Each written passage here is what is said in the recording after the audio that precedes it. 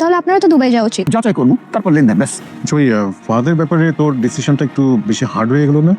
বাবা আমি যা করছি বুঝে শুরু করছি, কিন্তু শুধু রোজা রাখলে হবে না, নামাজও পড়তে হবে। হ্যালো দর্শক বন্ধুরা, welcome back to our channel. কেমন আছেন সবাই? সিনেমাওয়ালা চ্যানেলের জনপ্রিয় নাটক এটা আমাদের গল্প এর 35তম পর্ব তো আপনারা সবাই দেখেছেন।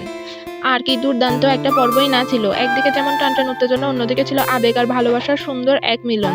এই পর্বে আমরা দেখলাম সায়রা অবশেষে ফাহাদের আসল রূপ ধরে ফেলেছে এবং তাকে কোম্পানি থেকে বরখাস্ত করে 7 দিনের এক কঠিন আলটিমেটাম দিয়েছে। অন্যদিকে সামির তার ভুল বুঝতে পেরে মেহেরিনের কাছে ক্ষমা চেয়েছে এবং তাদের মানবাভিমান ভেঙে আবারও তারা এক হয়েছে। কিন্তু আসল খেলা তো সবে শুরু। আগামী পর্বে কি হতে যাচ্ছে চলুন জেনে নিই। আগামী পর্বে সব থেকে বড় আকর্ষণ হতে যাচ্ছে ফাহাদের পরিণতি।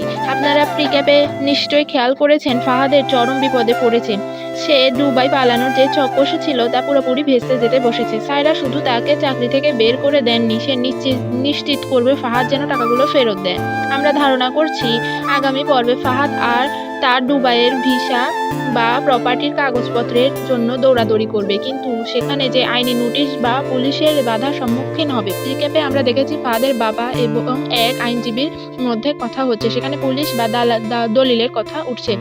এর মানে হলো সায়রা হয়তো ফাহাদের বিরুদ্ধে লিগ্যাল অ্যাকশন নিয়ে ফেলেছে অথবা তার দেশের বাইরে যাওয়ার ওপর নিষেধাজ্ঞা জারি করেছেন। ফাহাদের পরিবার যখন জানবে যে সে কোম্পানি টাকা চুরি করেছে এবং মীরার সাথে দুবাইয়ে সেটেল হওয়ার প্ল্যান করেছিল, তখন ফাহাদের নিজের পরিবারও তার থেকে মুখ ফিরিয়ে নেবে। অন্যদিকে নাটকের মিষ্টি জুটি সামির আর মেহেরিন এত বড় ঝামেলার পর সামির উপলব্ধি করে যে টাকা বা বড় বাড়ির চেয়ে মেহেরিনকে নিয়ে তার ছোট্ট ছাদের নিচেই আসল সুখ। আগামী পর্বে আমরা দেখব তারা তাদের সেই ছোট্ট বাসায় ফিরে আসবে এবং নতুন করে সংসার গুছিয়ে নেবে। তাদের এই খাঁটি ভালোবাসার দৃশ্যগুলো দর্শকের মন ভালো করে দেবে। কিন্তু এর বিপরীত চিত্র দেখা যাবে সায়রার জীবনে। সায়রা কোম্পানির সিইও হিসেবে নিজের ক্ষমতা শক্ত করে তুলে নিলেও ব্যক্তিগত জীবনে সে এক চরম আস্থার সংকটে পড়বে। ফাহাদের মতো একজন বেঈমান স্বামীর সাথে কি আর সংসার করবে?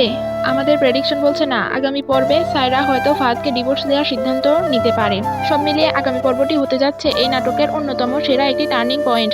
ফাহাদ কি পারবে সায়রার টাকা ফেরত দিয়ে জেলের হাত থেকে বাঁচতে, নাকি তার অহংকার ধুলোয় মিশে যাবে? সায়রা কি ফাহাদকে ক্ষমা করবে নাকি তাকে উচিত শিক্ষা দেবে?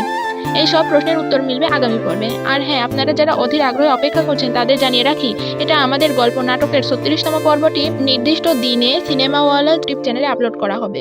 আপনার কি মনে হয় ফাহাদের পরিণতি কি হওয়া উচিত? কমেন্ট করে অবশ্যই জানাবেন। ভিডিওটি ভালো লাগলে লাইক দিন এবং চ্যানেলে নতুন হলে সাবস্ক্রাইব করতে ভুলবেন না। দেখা হবে পরবর্তী ভিডিওতে। ভালো থাকবেন।